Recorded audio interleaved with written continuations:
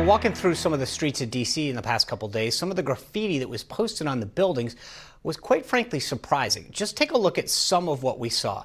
There's one that says "Eat the Rich," another one that says "Capitalism is Murder." I'm not sure either of those have to do with police brutality or George Floyd or anything of the like. I'm not really sure what any of it had to do with, except maybe a move towards socialism. Filmmaker and author Dinesh D'Souza says the violence that we're seeing is what modern socialism is all about. Take a listen.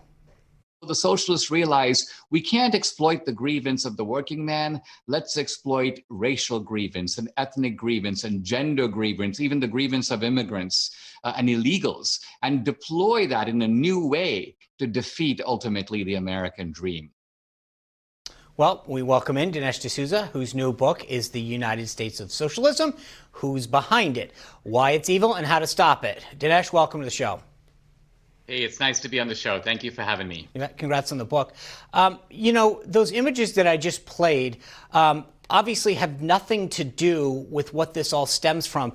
And I'm trying to figure out how any of this relates to what's going on now. Well, it relates only in the sense that socialism is different than it was historically. Historically, socialism was about class division. The people that Marx cared about were working people who would put in 15 hours a day and in his view were being exploited by the capitalists. So Marx was hoping that there would be and expecting that there would be a revolution to overthrow this capitalist class. Now, interestingly, from Marx's time to now, nowhere in the world has this actually happened. And so Marx proved to be a false prophet. But many of the socialists now, going back several decades, realize that's not going to work. The working class is actually not our ally. In fact, today, if you find a working class guy, there's a really good chance you'll find him at a Trump rally.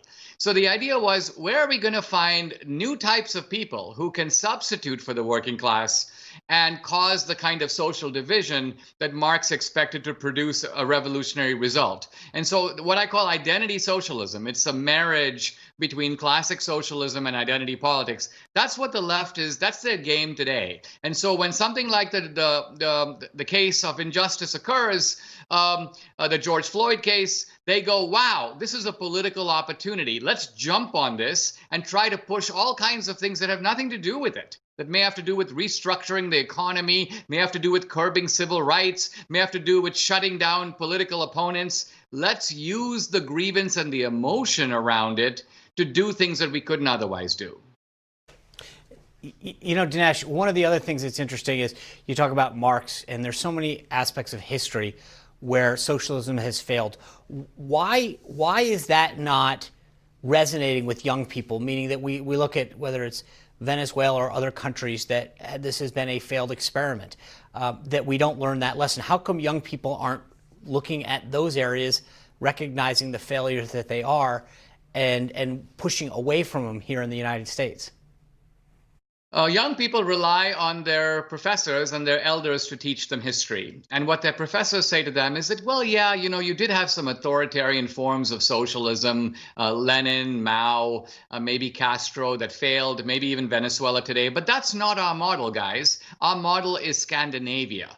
Look at Norway and Sweden. Those countries are pretty nice, even if we don't feel like living there. The professors do not tell them that the Scandinavians don't do what the socialist left is trying to do in this country. The Scandinavians, for example, are very capitalist in wealth creation, even if they are socialist in wealth distribution. So on the wealth creation side, the Scandinavians have low corporate tax rates, no higher than in America. They have no minimum wage. They have no wealth tax. They have no inheritance tax.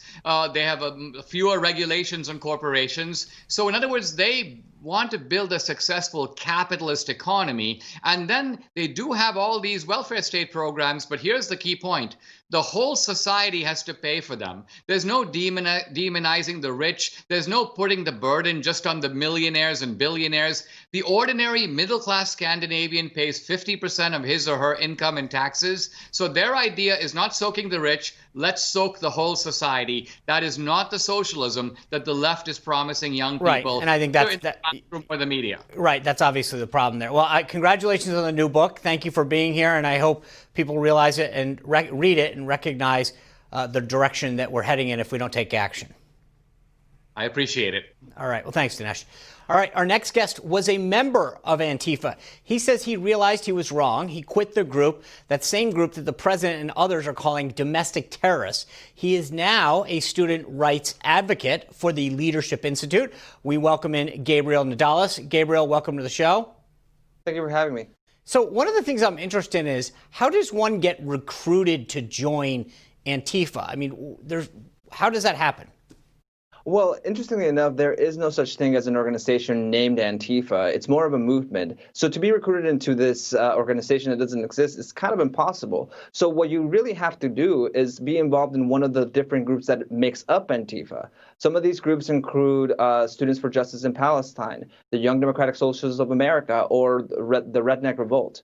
All of these groups really make up Antifa. I used to be involved with other left-wing collectives, and whenever there was a call to action, I would put on the black mask and to oppose whatever we were opposing that day. Okay, fair enough. But did they reach out to you? Did they see you sometime? Did you post something on it? I mean, what got you into one of these to begin with?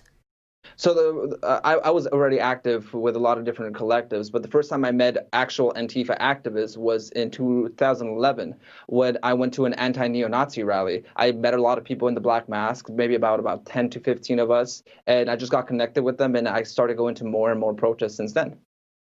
Gabriel, you ended up walking away from Antifa, as Sean mentioned earlier. What caused you to do that? It's very simple, honestly, because I was really young and I was still trying to figure out my ideology, really find something that I believed in. And as soon as I started learning about conservative views, well, I started asking questions to my other friends, other members of Antifa. And, for being an anarchist at the time, that was the very first time someone ever called me a capitalist pig. And it made me realize that these people weren't interested in conversation, discussion. They were interested in fighting for their failed socialist ideology. So, okay, how do we then get this message through to other young people in particular? Well, something that I'm doing as part of the Leadership Institute, I'm doing a lot of different speeches and before COVID, and now I'm doing a lot of webinars in which I'm just telling them, don't join this hateful movement. At first, it might sound like a good thing. As Americans, we should all oppose fascism, but Antifa is not fighting against fascism. They're fighting for ideological purity, and it is a much more dangerous doctrine than any fascist throughout history can ever promote. Real quick, Gabriel, the thing that's interesting, everyone keeps talking about it. You mentioned it, this movement being more of a movement and amorphous. But could we list out the groups that kind of are part of the movement and go after them? Yeah, definitely. Some of them are independent, so they're not going to be too much. They're not going to be too much trouble. But there are some national groups that we really have to be looking at. For example, the Young Democratic Socialists of America, which is a student-led organization that they have over 100 chapters in over 33 states in the country. Well, in Minneapolis, they were calling out to action, people to go protest and to incite violence at police precincts. You can target those groups very directly. Well, Gabriel, really appreciate your sharing your story with us and your experience as we seek to stop the violence that some of these entities are ensuing. Thank you. Thank you very much. All right, well, President Trump speaks out against the violent protests, but how will his tough on crime stance play out politically? That's next. And later, we continue our series, Blocked and Banned, Social Media Censorship of the Right. Conservative commentator Candace Owens joins us to tell us her story.